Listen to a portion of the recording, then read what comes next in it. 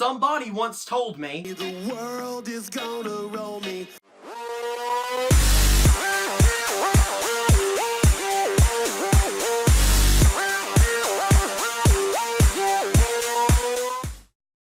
Hey there guys, Portalmaster9351 here, and welcome back to another edition of Ask Portalmaster. And this is of course the series where I answer your questions, talk about my responses to them, all kinds of stuff. What else would I do to answer your questions? And I also give a little bit of an update about the channel. So without further ado, let's get started answering your questions. Alright, so our first question comes from SkyFan91. Do you think we will get more guest stars in Imaginators Year 2? Well, first up, that assumes that there is going to be an Imaginators Year 2, which, by the way, I do think there will be an Imaginators Year 2. Now, to actually answer the question, will there be any guest stars? I think there's a good chance that Spyro is going to get a remake, and so it's possible that he'll be redone as a sensei, maybe more like his traditional purple dragon self, maybe a more classic pose. I don't really know as a guest star, like re-guest starring, but as for other characters like Nintendo, I'm really not so sure that they would do those again. Our second question comes from A. Wright. How do you think they should introduce Dark Spyro and Malefor in Academy? And let's just throw Cinder in while we're at it. So that's very interesting. Of course, we recently got a leak from the Season 3 script that, of course, Dark Spyro and Malefor would be in it. And honestly, that's a really hard question to answer. You know, we only have Season 1. We don't have Season 2 yet, and so as for how they're actually going to incorporate them in, I don't know. It's a bit easier for Cinder to be explained, you know, because that is in Season 2 rather than in Season 3, although I assume she'll be in Season 3 as well. And I personally think the way they'll incorporate Cinder is that one day she's just going to show up. I think she's going to show up and not really have much of a memory of where she came from. I think that kind of it stays true to the whole fact that we don't really know a whole lot about Spyro and Cinder and Malefor and how they got from their own world to Skyland. So I think they'll pretty much keep it a mystery, and she'll just kind of show up at the Academy one day. Our next question comes from Noah Mack. If there were to be another sibling in the Skylanders universe, such as Eyebrow and Diveclops, who do you think would be a good selection? By the way, this is at Eyebrow27 from Instagram. Okay, so that is actually a really, really good question. I really have to say I like this question. So yeah, one thing that I will say has always bothered me about the game is how there are some races that we just don't know a lot about. I mean, 90% of the creatures in Skylands that we see are Mabu. Are we really to believe that Mabu are the only inhabitants of Skylands? And I can think of a couple explanations for this, like this particular region of Skylands that we always stay in is primarily inhabited by Mabu, whereas the like the Cloudbreak Islands have a different sort of like inhabited race, sort of like how there's different races of people in different parts of the world. But I will say, something that's always bothered me is the fact that we don't see a lot of various characters' races. So like Smolderdash, she comes from this one race, and we never see any other creatures from that race. So I would really love to see more characters have family shown off in Skylanders. Now, this is actually a really tough question to answer. But honestly, I think one of them would have to be Smolderdash, just because it says she's so different from the rest of her race, but it never really explains how she's different. So I'd really be interested to find that out if she had a quote-unquote normal brother or sister. Our next question comes from, well, it's not really a question, comes from UpGamePopFizz45/Chaos64. So finish the sentence. Somebody once told me The world is gonna roll me. Hello, darkness, my old. I've come to talk to you again. Arthur Garside also doesn't ask a question, but he says, your channel icon scares me. Good! Alright, and now it is time to take a break from answering your questions and get to the mid-month update. So of course, this is the part of every other Ask Portalmaster where I talk about the plan that I had at the start of the month, what's changed, how it's coming, and just kind of give you guys a general update on the channel. So, right here, of course, I do have the, basically the May to-do list. Now, the first thing I want to say is I've actually expanded upon this. I've actually went so far as to plan out every video I'm doing this month. So I've got a lot of stuff that I'm planning on doing, and it's pretty well planned out, I would think. But what I actually wrote down and formally announced was, so first thing on here was the first 2 episodes of Skylanders Showdown. So we've already gotten the first episode of Skylanders Showdown out. I will leave a end card so you guys can go check that one out, and you can get now to vote on your favorite Skylander, and there will be at least one other one coming out this month. There might be a second one, actually, so we might actually get up to 3 total episodes, but there is at least going to be one more Skylander Showdown coming by the end of this month, so we are definitely on track for that. Second to-do list is Get Wave 5. So I saw that they appeared back on Target, but unfortunately I didn't realize how quickly they were going to sell out. So I'm waiting on Tidepool and Blastertron to come back in on Target.com because I'm planning on ordering Tidepool, Blastertron, and Solar Flare Aurora all in one order, so I only have to pay shipping one time. So I'm still working on that. So the next thing on here was to start recording and uploading the elemental zones, but not actually publishing them. So as you guys know, I am waiting on the Lost Imaginite Mines to come out before I start actually showing off my elemental zone Let's Plays. And I've actually already recorded the, the water and the magic elemental zones. So I've got 8 more to go, and it's looking like I'm going to be able to get another 4 recorded this month. So I'm going to have 6 out of the 10 recorded this month, and hopefully Lost Imaginite Mines coming out at the end of this month, start of next month, be able to get that recorded, uploaded, and just have a couple more elemental zones to go by the time it goes, but we are making progress on that. We also have on here, I listed a Lightseekers card review. I am still working on actually getting a formal review out for that, but I have, as you've already seen, done unboxings of the decks that I've received. I have started the Lightseekers Let's Play. I've gotten 4 episodes done so far, and I plan to get another 4 done before the end of the month. I've done a birthday haul video. It wasn't really a birthday haul video, but it was the so-called mega unboxing. I've now done both Ask Portalmasters, so we're there, and I've done 2 of the specific videos that I set out to do, which was why is Disney Infinity so hated, and is Spyro getting a remake? So we are doing really, really good in terms of actually meeting our YouTube goals. I would say this is the best that I've done so far, and as long as I can get Tidepool and Blastertron, we will have completed almost everything on this list. So overall, things for the month of May for this channel, going pretty well. ChargedFakes9 says 2 things, actually. The first thing is, your first video, though. Yeah. I know. The other question ChargeFace asks, which is actually an actual question, is how do you record on your Wii U? So what I use to record is called an Elgato HD60. It's available for purchase online. It's probably cheaper on Amazon than Elgato's actual website, and I just plug that into my laptop, of course. And the reason it's an HD60, which means it can do 1080p 60 FPS. I only do 720 resolution with 30 frames per second because any higher would take forever to upload on my Wi-Fi. So there's a reason that I do it that way. The next question today comes from Pigoso Pig. So he asks, do you like clowns? Well, I can't exactly say I like them, but I'm not like one of those people that's like, oh my gosh, a clown! Ah! I'm not like that. I'm just, you know, they can be kind of creepy, but if it's just like your normal run-of-the-mill carnival clown, it's fine.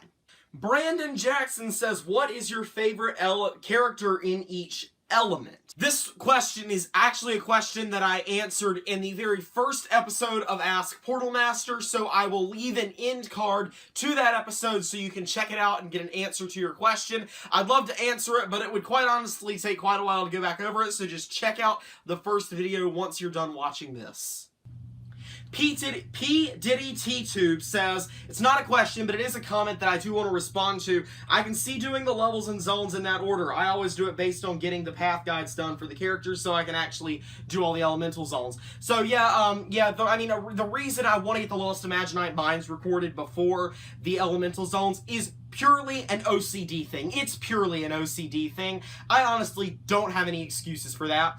And if subsequent adventure packs come out, I'll have to do them all before I do other stuff. But I mean, like, it's just this OCD thing I have. Shadow Dragon asks, do you have a favorite level from all of the Skylander games? If so, what is it and what game is it from? Hands down, and I do truly mean hands down, do not even have to think about it at all, it is the Spellpunk Library. And the reason that I love the Spellpunk Library is that there's so much lore packed in that level, and the design of the storybooks being those flat levels, it's a really, really cool concept. And I will tell you that Skylanders would be really good if there were more levels with as much lore as the Spellpunk Library. I love a good story, and the Spellpunk Library tells a really good story. Wheelchair Guy Gaming TV says, are you going to get the Insane Trilogy?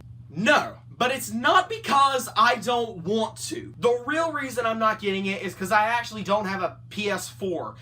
There's not a lot of console games that I really enjoy. I am mostly a PC Master Race member, so it's kind of hard to justify getting a PS4 for only a couple of games. There's not that many I would play for an extended period of time, so I've never actually gotten a PS4, although I will say that Crash Bandicoot would be one I would play a lot, but I mean, at this point, I really can't justify getting a PS4, so unfortunately, that's why I'm not getting Insane Trilogy. Like Lou23 says, what console do you play on is effectively what he asks. So I actually play on the Wii U, and the main reason for playing on the Wii U is just because pretty much there was a bundle for the Swap Force starter pack where you could get the golden washbuckler with the starter pack, or with the Wii U, that's what it was. And Wii U was just kind of the logical upgrade from the Wii, since it could still play the old Wii games. And there were also a lot of cool things being promised for the Wii U at the time. Of course, those never came true,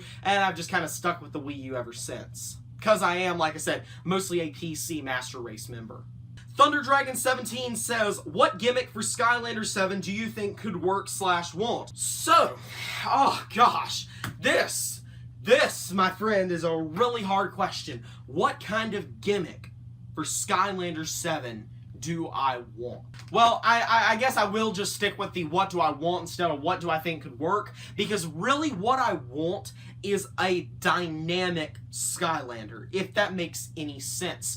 Lightcore was a really cool concept. Lightcore is a really cool concept, and I love Swap Force because they're so interactive with the real world. But what I truly want are dynamically changing characters, and that would basically be characters that are Lightcore that change as you go. So a lot like what Lightseekers has done with their game is sort of what I would want with Skylander's dynamic Lightcore elements, of course with other things thrown in. I personally think that when you put the light in the toy, the sort of thought that putting it on the portal is actually bringing that toy to life somehow just becomes more real when it does something in the real world. But hey, maybe that's just me. Techno Panda Girl says, Portalmaster, since Blizzard implements features that fans want in their games and contacts them about any concerns or questions or problems with their games, do you think that Activision should look at their sister company as a good influence on how to treat Skylanders? Yes! Yes! Yes! Yes! Yes! Yes! Yes! Yes! Yes! Yes! Yes! Yes! Yes! I have made this point several times in several of my rants that it's like, Activision, you're literally married to Blizzard. How are you so stupid? I've made that point many times. I'm not angry if you didn't know that, but I mean, basically, It is the entire premise of a lot of my rants. It's like, look at Blizzard. They're so transparent and they're so good. Basically, they love their fans. And then it's like Activision is over here and they're like, we are in a castle and we cannot see you peasants. However, we still need you to buy all the products that the castle makes and obey us loyally and buy everything. I mean, that's basically what Activision is. And so, yes, I totally think that they should become more like Blizzard and actually listen to their fans. I think it would help them so much. And finally, for our last question today, Superstars asks, advice for new YouTubers. I've actually been waiting a long time for someone to ask me this, and it's actually a topic I do want to touch on in an upcoming video, probably sometime in June. Not going to have time for it this month, but it is something I do want to talk about in the future. Advice for new YouTubers. The biggest, single most important piece of advice I have for you guys is to do what you love in the best way you can. A lot of times YouTubers will say, just make content you enjoy and people will follow you. And while that is sort of true, you know, you want to do something that's fun for you and something that you enjoy, you're gonna have to put a little bit of work into it. Maybe it's not gonna always be the stuff that you like necessarily. Like maybe, like say you don't like editing and you're like, hey, I don't like editing, and YouTubers say to do what you like. So obviously I don't have to edit. That's not true. You're gonna have to edit. You're gonna have to make appealing content. But make appealing content about something you enjoy and do it well. Basically, just have a good production quality, whatever that means to you and others, and you will succeed. And another thing I would say is listen to your fans, because having a connection to your audience is going to be one of the biggest aspects of running a successful YouTube channel. And it's one of the reasons that I do these types of videos for the sake of transparency, and it's one of the reasons that I comment, or rather respond to a lot of your comments on my videos, because a transparent community is a happy and positive and growing community. So that is my advice to up-and-coming YouTubers. But anyways, guys, that is pretty much all I have for you guys today. I do want to thank you guys so much for watching, and I want to make a quick announcement for you guys that have stayed through the entire thing before anybody else gets to hear it. On June the 2nd, I am going live. Now, I'm going to make a separate announcement video for this in a few days, which is going to be 2 weeks before the 2nd. My last day of school is on June the 1st, and I am planning on doing what is effectively a live Ask Portalmaster on June the 2nd. And so, what I'm going to say for you guys to do is leave your comments for the next episode of Ask Portalmaster in this video, and I will talk about that in the June 15th edition of Ask Portalmaster. But there will be no early June edition of Ask Portalmaster, and that will instead be replaced by what is effectively a live version of Ask Portalmaster. I'm going to have more details about that later, but I wanted to tell you guys that just so you knew that if you wanted to ask me some questions that I don't have an answer to now, but might after E3, because you got to keep in mind that June 15th will be after E3. So I would say ask some questions, put some stuff down there that maybe we'll know in the future, and just kind of keep it interesting. Of course, you can add to your questions whenever, but I did just want to make sure that you guys knew that before you started asking questions and stuff. But anyways, I want to thank you guys once again so much for watching. This has been Portalmaster9351. Remember to like, comment, subscribe, keep asking me questions, and I'll see you guys next time. Goodbye!